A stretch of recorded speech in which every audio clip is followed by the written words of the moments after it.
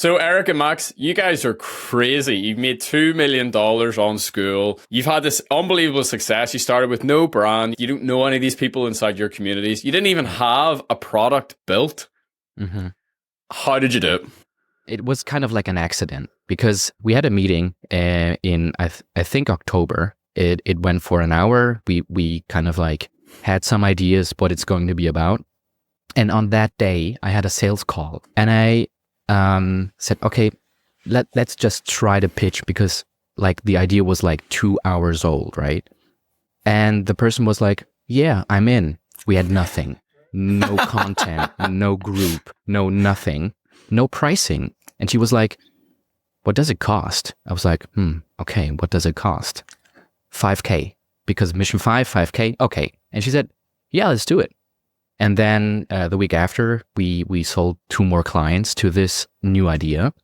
So we had 3 paying clients paying $5,000 for basically nothing because we didn't have anything, no content, no group, no nothing. All strangers. I didn't know those people, right? And then, we were like, okay, let's launch Mission 5 with like a big launch event. And yeah, on that launch day, we made, I guess, $49,000. Mm-hmm. Sold, I think, 30 more people by almost accident because it was just an idea. And those people knew nothing exists. So we onboarded them to a fresh Skool community with no content, with like 30 members, no calls, no nothing. And then week after week, we published new content. Started introducing Q&A calls, and 2 months after, in January, we hit $100,000 per month, and 6 months after that, in July this month, we hit like $440,000 cash with new people in our Mission 5. That's just so fun.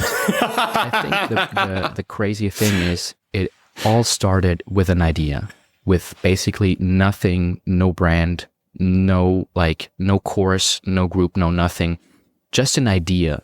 And we're so hyped about how fast something can grow with just a good idea, right? So 2 questions, okay? Because this is wild, everything that you've said so far. Number 1, what was your actual offer? What was your actual idea? Who were you trying to reach? And then number 2, like, who the heck gave you the idea or their permission to sell something that doesn't exist yet, build it while you're going, and actually make that part of the feature and part of the charm of the thing that you're actually selling? So, I think the idea comes from Sam. I guess he introduced it in Uplevel. It's called Sell Before Build. And when I started my business in 2020, I read a book from Eric Ries called Lean Startup and was introduced to the idea of the MVP, like the minimum viable product, something you could just sell, like that's just good enough to sell to get paying clients, but it's not finished. Because Eric and I, back in the days, we all did the same stuff. Like we built something from scratch, built it until it was perfect, and then figured out nobody wants to buy it. And that is so frustrating, right? Because you spend so much time building cool stuff and nobody wants to buy it. And I was like, I will never do that again. Because the only real feedback is if like you have paying customers who are willing to give you money. That's an idea you can sell, right? And you don't know if you can sell something until somebody pays you money for it. So that's kind of like the mind shift we did. And that's basically how we, that gave us the permission to do that, because the feature is we are going to build all the stuff around your needs. And I can't do that if I don't have you. Yeah, the person who says, I need that, this and that, I don't know. We give you everything you need, and that's basically like this pioneer group pitch. You're the first, you get a special deal, and on top of that, we're going to build everything, the Q&As, the funnels, the content around your needs. And I think this is very powerful because in 2 ways. Because first, it saves you a lot of time because you don't have to figure everything out on yourself. And feature number 2 is the people who are in your group and started paying you money, they actually get what they want and what they need. So it's kind of like a win-win, right? You know, it's crazy. I don't know if this metaphor is even going to work, but it literally just it came to me there. When you go to a restaurant and you sit down in the restaurant, someone comes to you and asks you, what do you want? And then they go and they make the food. They bring you the food and it's exactly what you want. Yeah. I don't know why in entrepreneurship, like, we don't think this way. It's like, I have to go make the meal, get everything ready in the kitchen, then bring the finished product, like the hamburger and the fries in front of someone. It's like, hey, do you want to buy this? And they're like, like, I don't eat hamburgers. Like, get this out of my face. And so many of us in the info space, selling courses and community and education and coaching, that's exactly what we do. And, you know, initially, like, whenever you hear an idea like yours, you're like, oh, that's nonsense. But then you actually realize, no, this is actually the way. Yeah. So, Eric, like, what was your guys' offer? Who the hell do you think you are? Like, what authority did you have to, like, convince people that this pioneer group was going to be worthwhile? I think just one more part about this is that we realized that all our clients had bought something in the past. And it's pretty hard to make them like buy another thing, because they have to like, I don't know how to say it, but like make them I'm not sure how to say it, but like, if they had like an experience in the past with something that wasn't too good, it's not so easy to make them to do something again with us. For sure. So the idea of just saying, hey, we have an idea and we will do exactly what you need, was like, make it a lot easier to sell something. Yeah, 100%. So we sold the Mission 5, and the Mission 5 is like a coaching program that goes for 1 year, that helps entrepreneurs to like make new clients. That's it. In those calls that you had with your initial members, like, why did they believe that you could actually help them do that? Because we had so much proof. Because you've just used the Hormozy buzzword of the month. Proof, motherfuckers. Proof. So we had a proof of concept, because the thing we teached in Mission 5, or still teach in Mission 5, was like the foundation of Mission 6. So Mission 6 was initially about getting your first paying clients organically, and then switching to a live webinar and ads. And all those people in Mission 6 got so many more clients through organic outreach than through webinars. So we basically said, hey, this actually works in real life, not just like in our business, but in the businesses of our customers. And so we took this part and said, okay, let's do Mission 5 organic only, use all the proof we have from Mission 6. So we started a pioneer group, but the thing we would teach already got a ton of proof, a ton of testimonials, a couple of cool success stories. And this is why this was so powerful, because we can say we're starting new, but we know what we're doing. So through your first group, you identified a strategy that was working really well. That wasn't initially what you like were really pushing for. You're like, hey, there's something in this. So then you started your new community and you focused on that. So, like, but again, you're just listening to the customers and what's working for them, and then you're doubling down on that. I just think 100%. It's brilliant. Yeah, 100%. For someone who is currently building out their course and they don't have anybody in their community right now, and they're building out all these products and all these ideas, like, how would you convince them to go for this new approach where you actually sell before you build?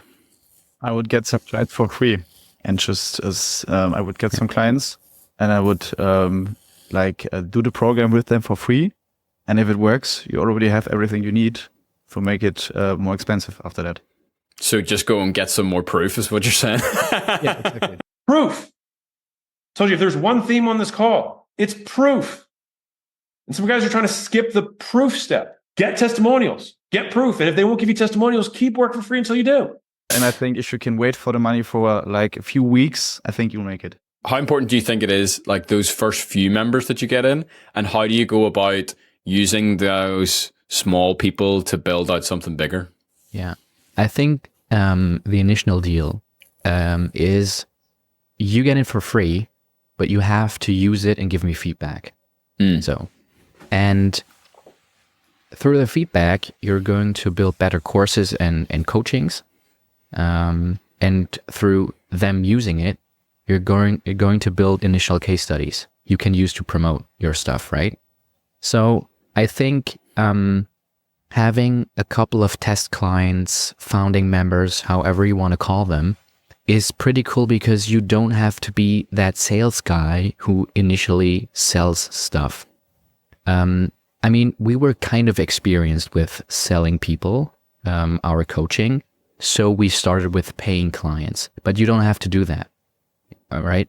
So, and I think the biggest problem is that when you start a business or start a community or start a coaching program, and you're an expert in something, you are a perfectionist. You want to do it good, right? You don't want to fail.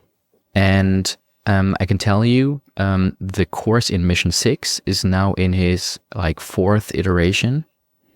Then Mission 5 in its like 2nd or 3rd iteration.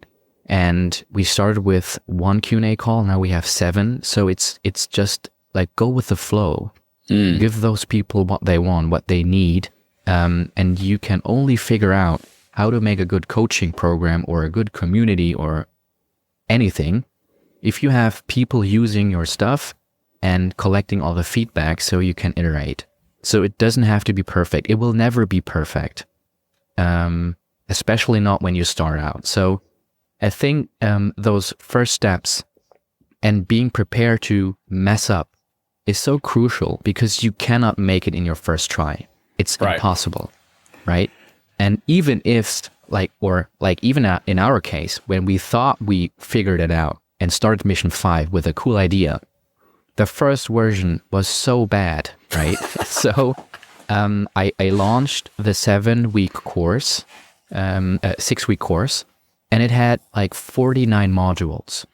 And people were overwhelmed. They didn't know where to start.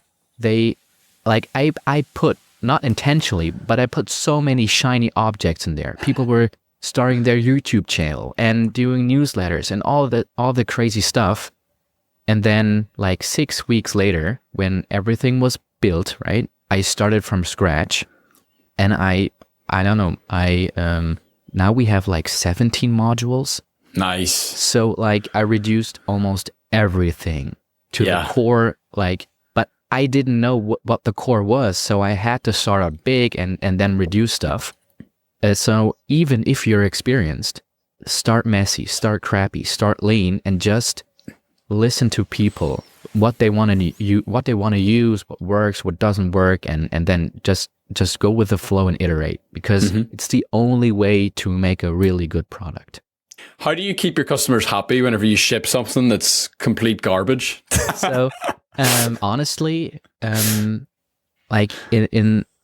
during this time where we figured everything out, we had a very high service level. So we had much more calls, much more support processes to give those people feedback.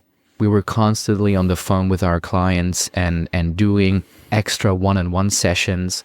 Right. So because if you're starting out and you are building a product and you don't know if it's going to work, you can still intensify the service level, do some one-on-one coaching calls to get those people going and get them help them be successful without your coaching program. And then with this feedback, you can iterate your coaching program so that in the long term, you don't need to do the one-on-one calls anymore, right? So you guys did the unscalable? You did the hard, messy elbow grease work where you're constantly serving your people, constantly interacting so that you could eventually move towards a more scalable model. But you have to do that first step. You can't just jump to the full automated, slick 100K per month with 4-hour work week sort of stuff. No, so I respect that. It's very cool. Yeah. You have to do the work, and you have to call your people, your customers, and actually ask for feedback. I think this is something that most people don't do, because when you start out, you get a couple of paying clients, and most people have that mindset of they're gonna figure it out. I gave them everything. Now they're on their own, but they aren't. That's actually your part to be in that journey with them. And if you don't have a scalable product with proof that it works, what you're building right now, you have to do the extra work. You have to put in some extra hours, right? And still to that day, we launched in July a new add-on for our community called the Skool OS, a Skool operating system. And I had a couple of night shifts in the last 2 weeks, right? And most people who start out don't have them, and we still do them, right? So, that's basically how you do it. You have to put in the work, listen, and get feedback, listen, iterate.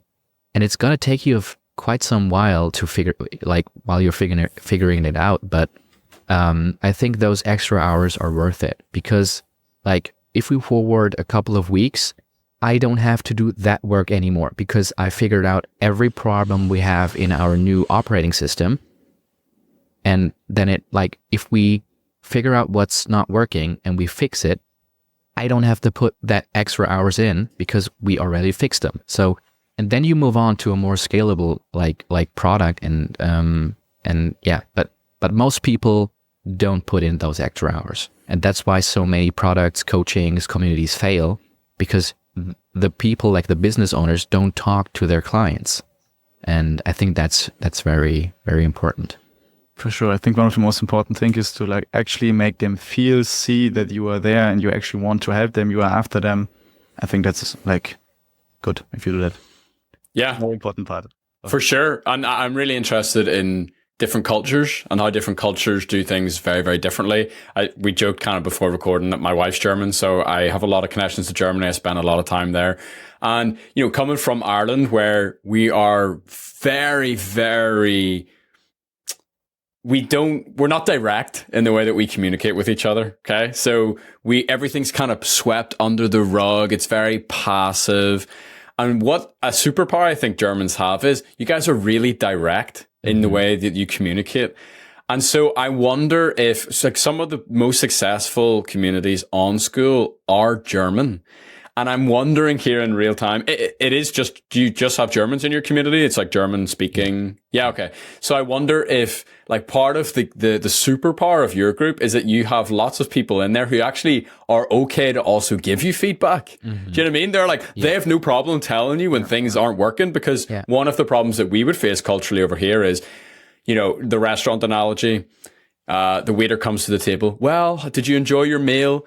We're yes, it was beautiful. Thank you so much. So nice. And then the waiter walks away. Oh, worst thing ever. Never coming back to this restaurant. We're never spending our money here again. And it hurts the business. Yeah, sure. Germans are different. Do you have any tips of going about how you can really get the honest feedback from people where even if you have a relationship with them, even if you've got good rapport, that they can just tell you straight to your face, this part of your thing sucks. Please fix it.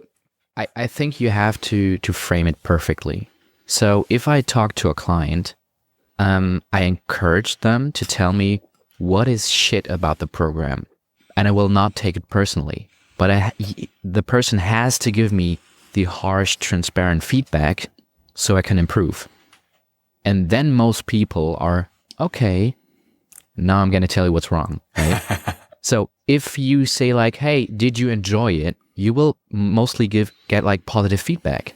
But if you ask people what works, what doesn't work, what sucks, you get all the answers, right? So I think part of getting good feedback is asking a good question and giving people the permission to actually criticize what you're doing without being like I don't know, pissed, right? For sure. So I spent like 6 months in Bali during my university time, and like in this case, the culture is that you will always get positive feedback. So it's impossible to improve, right? So I think that you're kind of right, because like in Germany, if you ask somebody what is wrong, they will tell you. They like to tell you. If you ask someone in Germany what is good, they'll tell you what's wrong. Yeah, that's right. Yeah, honestly, that's right. Yeah. So I really want to like make the blueprint here like crystal clear for people.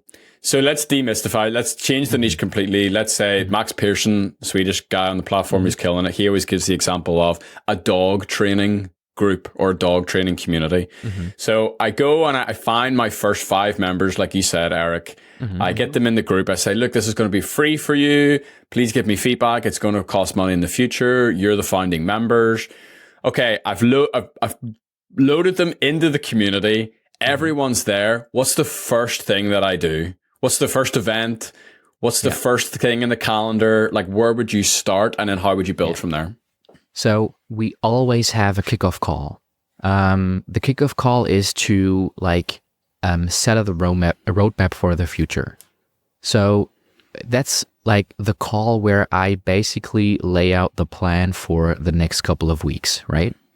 And this is exactly what we post in our community. So there's a roadmap post. So for example, right now there's a post, what to expect in July, right?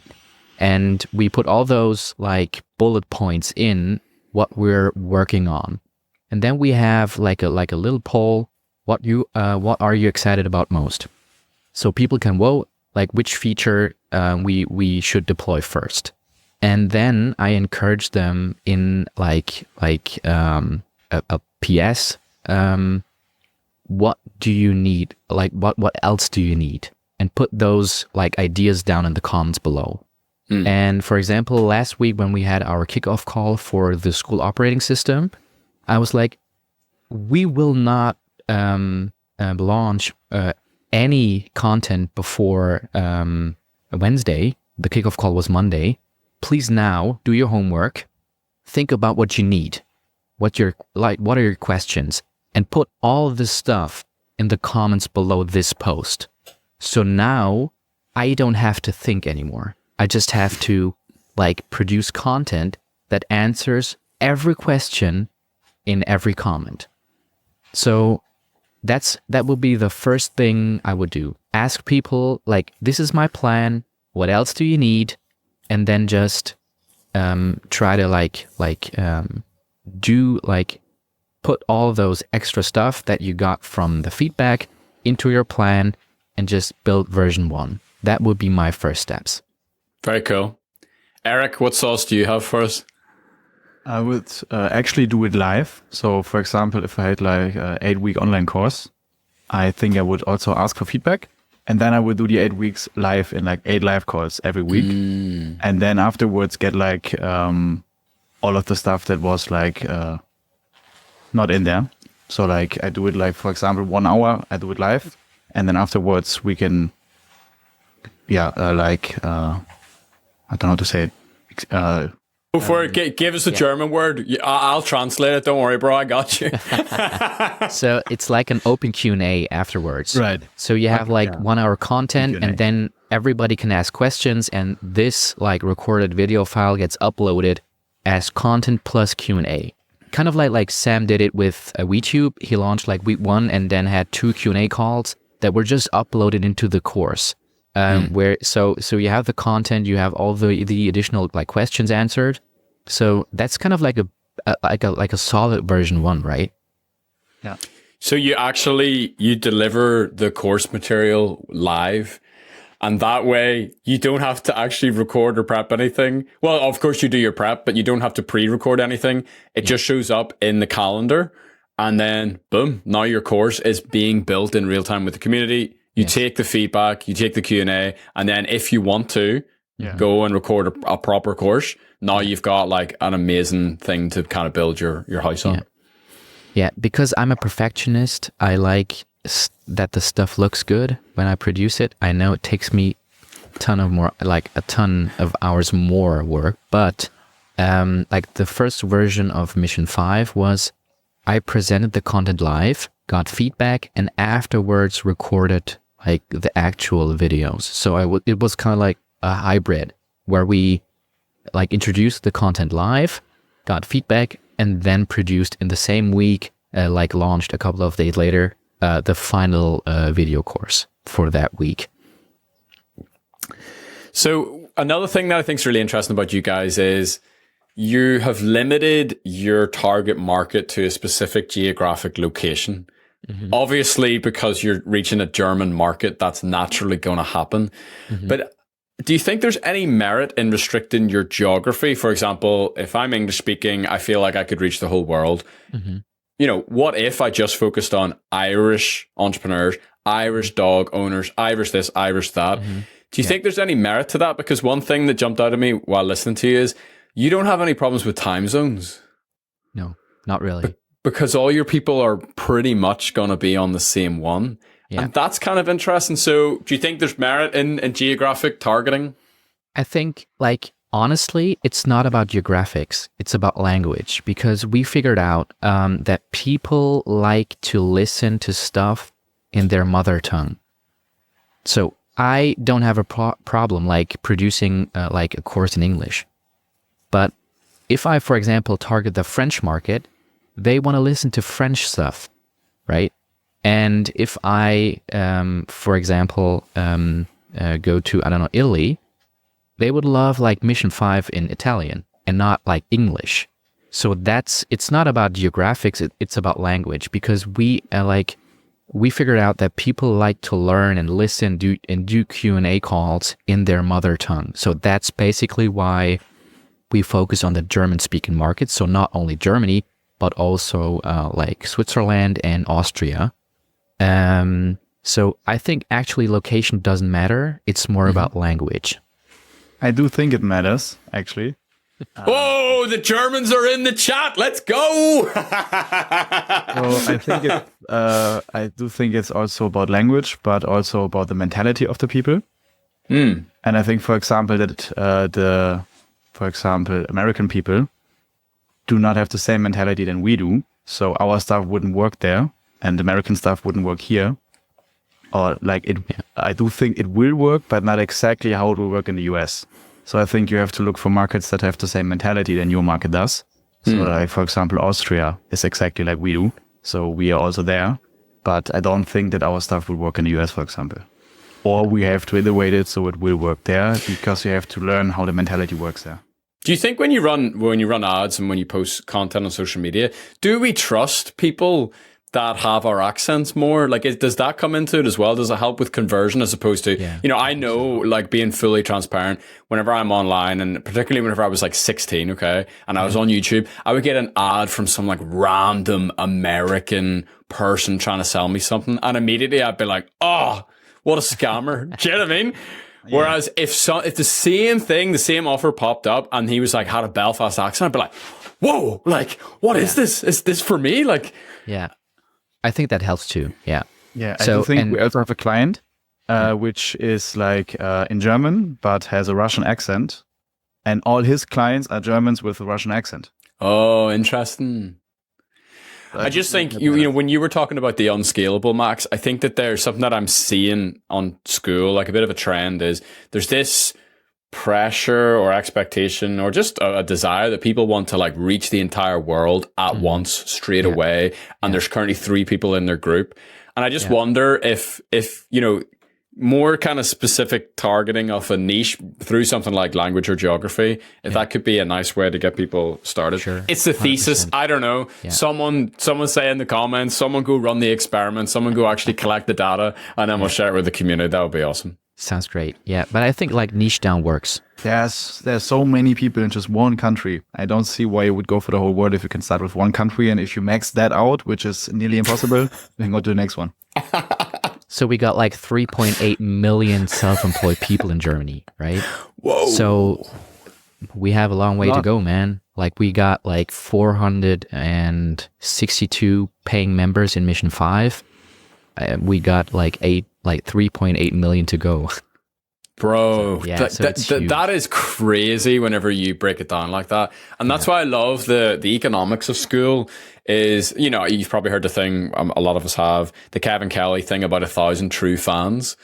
And I always was so attracted to, Seth Godin talks about this a lot, a bunch of other people, this business approach where it's, you don't need to have 1 million customers. You don't need to have 100,000 customers. Actually, if you had 1,000 customers, you could have like a business beyond your wildest dreams. 100%. And when you think about it like that, like if I have a little chart up on my wall and it's like every time I get one customer, it's like, oh, I have like 999 more to go. It's so reasonable, but it forces you to niche, it forces you to serve, it forces you to actually listen to what people want and feed it all back. Very cool, guys. I've really enjoyed this. It's been super, super insightful. I just leave it very open at the end. Like any other nuggets that you feel like you just need to get off your chest before we wrap up that you think would be valuable for the people listening? So I think just start, right, is one of the best tips we can give anyone who's starting out. Just start, because you won't figure out the problem yourself. You need people you can ask. Yeah. And you will fail. You will be whack. Yeah. And another thing is, you don't have to have a big brand. You don't have to have a big audience. You can do a cold start, right? So you can like launch your program to like people, to strangers who don't know you. And it is possible to build a high ticket community, because I know like the trend is to go for a low ticket monthly retainer. But it is also possible to close high ticket communities. It is also possible to reach a cold audience. And it is also possible to do everything I just said with just an idea, right? So just start. You will figure everything out on the go, but you have to start. So good. I love your guys' attitude. Like I feel like we are constantly trying to like lower the bar and be like, guys, like, and even what I said about the 1,000 true fans, you can have a business of your wildest dreams with 100 people. You can have a business of your dreams with 10 people. It depends what way you price it, depends who you find, how you can serve them, blah, blah, blah, blah, blah. Cool, guys. Feeling dank. This was very, very fun. And, the Saints Sargana was absolute fire. Yeah, look, if you have any questions for these guys, just drop it in the comments on Skool. And I'm sure they'll be glad to follow up and answer it. But yeah, thanks, dudes. Appreciate you. Thanks, man. Thanks for having us.